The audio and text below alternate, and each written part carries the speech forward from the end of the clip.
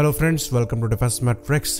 तो 100 knots website द्वारा एक रिपोर्ट पब्लिश करी गई है जहां पर HAL CMD CB अनंत कृष्णन द्वारा दिए गए कुछ स्टेटमेंट्स को पब्लिश किया गया है।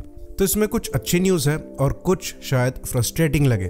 तो HAL CMD द्वारा बताया गया कि HAL को कई इंक्वायरीज आ रही हैं फिलीपींस, UAE, अर्जेंटीना जैसी कंट्रीज से, जो कि HAL मेड हेलीकॉप्टर्स में इंटरेस्ट शो कर रही हैं।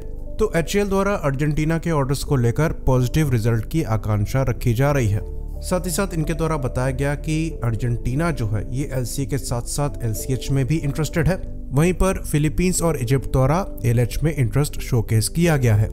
साथ ही साथ इनके द्वारा बताया गया कि LH प्रोडक्शन कैपेसिटी जो है ये फिलहाल के लिए 30 एयरक्राफ्ट पर ईयर की है, जो कि बढ़कर 60 हेलीकॉप्टर पर ईयर हो जाएगी नई प्रोडक्शन लाइन खुलने की वजह से। तो जो तुमकुर में नया प्लांट खुला है वहां पर प्रोडक्शन कैपेसिटी को 30 से बढ़ाकर 60 भी किया जा सकता है। तो अल्टीमेटली 90 हेलीकॉप्टर पर ईयर के हिसाब से मैन्युफैक्चर किए जा सकते हैं। तो यहाँ तक तो पॉजिटिव न्यूज थी। अब आते हैं फ्रस्ट्रेटिंग पार्ट पे।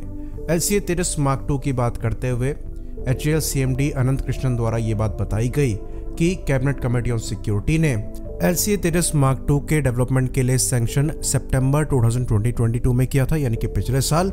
और इसका जो प्रोटोटाइप है ये HAL 2025 से 26 तक डिलीवर करने में सक्षम होगा और जो फर्स्ट फ्लाइट है ये 2026 से 27 तक हो पाएगी। तो CCS द्वारा टोटल डेवलपमेंट अमाउंट जो सैंक्शन करी गई है करीबन 9000 करोड़ की है, जिसमें से 2500 करोड़ पहले ही लगाए जा चुके हैं। तो अक्टूबर में रिपोर्ट आई थी जहां पर यह बताया जा रहा था कि DRDO ने टारगेट सेट किया है कि जो LCA Tejas Mark II है इसकी फर्स्ट फ्लाइट 2024 के दिसंबर तक हो जाएगी और 2027 तक कम से कम 4 प्रोटोटाइप बनकर तैयार हो जाएंगे जिन पर टेस्टिंग वगैरह चल रही होंगी। इसके पहले जो रिपोर्ट्स आ रही थी उनके हिसाब से LCA Tejas Mark II का जो रोल आउट है ये 2022 में ही हो जाना था और 2023 यानी कि इस साल Tejas Mark II का जो प्रोटोटाइप है वो एरो इंडिया में शोकेस किया गया होता और इस साल के खत्म होते होते उसकी फर्स्ट फ्लाइट हो जानी थी। लेकिन अब मामला कुछ अलग दिखाई दे रहा है। तो पहले हमें यहाँ पर करीबन 1 साल की डिले लग रही थी, पर ऐसा लगता है अब यहाँ पर चीजें और पीछे जाती दिखाई दे रही हैं। तो सवाल पूछे जाने पर HAL के टेस्ट पायलट हर्षवर्धन ठाकुर द्वारा ये चीज कही गई कि CCS के अप्रूवल के बाद कम से कम एयरक्राफ्ट के डेवलपमेंट में 36 मंथ्स यानी कि 36 महीने का समय जाता है। तो जो अप्रूवल है ये 2022 के सितंबर में मिला है। तो अगर आप वहां से भी 36 महीनों को जोड़ लें तो 2025 तो ऐसे ही हो जाता है। तो क्योंकि ये अप्रूवल ऑलमोस्ट 2022 के एंड में मिला है तो 2026 तक मामला आराम से जा सकता है, जैसा कि HAL CMD द्वारा कहा गया है। तो कुछ ही दिन पहले Tejas Mark II की प्रोग्रेस को लेकर एक मैगजीन द्वारा ट्विटर पर कोट किया गया था कि यहाँ पर 10 से 15 साल का समय लग सकता है, जिस पर कई लोग ऑफेंड हो गए थे। लेकिन मामला वहीं जाता दिखाई दे रहा है, क्योंकि अगर हम यहाँ पर जो रोल आउट है 2025 और 2026 में देखते हैं, साथ में जो फर्स्ट फ्लाइट है वो 2027 में देखते हैं, तो टेस्टिंग खत्म होते होते यहाँ पर 2030 आराम से क्रॉस हो जाएगा और सर्विस में ऑपरेशनल होते होते 2033 आराम से आ जाएगा। तो उस मैगजीन द्वारा बिल्कुल भी गलत कोट नहीं किया गया था। ये चीज़ हम आपको बता दें, यहाँ पर हम किसी भी ऑर्गेनाइजेशन को ब्लेम नहीं कर रहे हैं, हर कोई हार्डवर्क कर रहा है। पर शुरुआत में जो टाइमलाइन दी जा रही थी, जो कि 2023 में एयरक्राफ्ट की फर्स्ट फ्लाइट की दी जा रही थी, ये भी इन्हीं ऑर्गेनाइजेशन के डायरेक्टर्स द्वारा दी जा रही थी।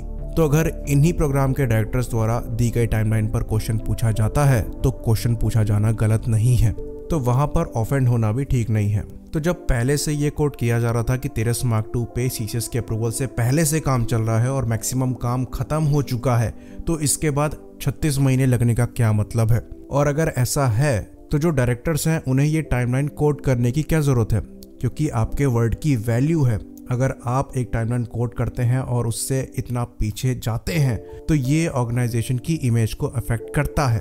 तो ये चीज़ हम डेफिनेटली कहेंगे कि इसमें एक पर्टिकुलर ऑर्गेनाइजेशन की गलती नहीं है। फेलियर हमेशा कलेक्टिव होता है। पहले आपको सर्विसेज को ऑनबोर्ड लेना होता है, उसके बाद फंड्स को रिलीज करवाना होता है, फिर आप काम चालू कर सकते हैं।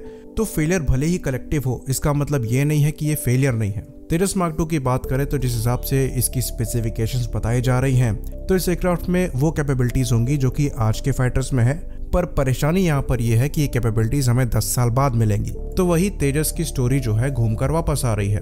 तो पहले Tejas Mark I लिए गए, उसके बाद मॉडर्न स्टैंडर्ड को मैच करने के लिए Tejas Mark I एक ऑर्डर देना पड़ा।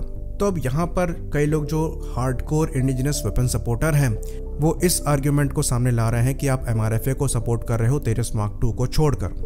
पर जो फैक्ट हमारे सामने है वो ये है कि हमारी जो रिक्वायरमेंट है वो अर्जेंट है, क्योंकि हम अपने एयरक्राफ्ट रिटायर कर रहे हैं और अर्जेंटली हमारे पास तेजस मार्क 2 अवेलेबल नहीं है।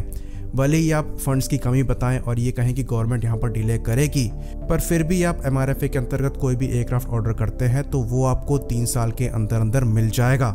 वहीं पर तेजस मार्क 2 को सारे सर्टिफिकेशन क्लियर करने के बाद ऑर्डर का वेट करना पड़ेगा।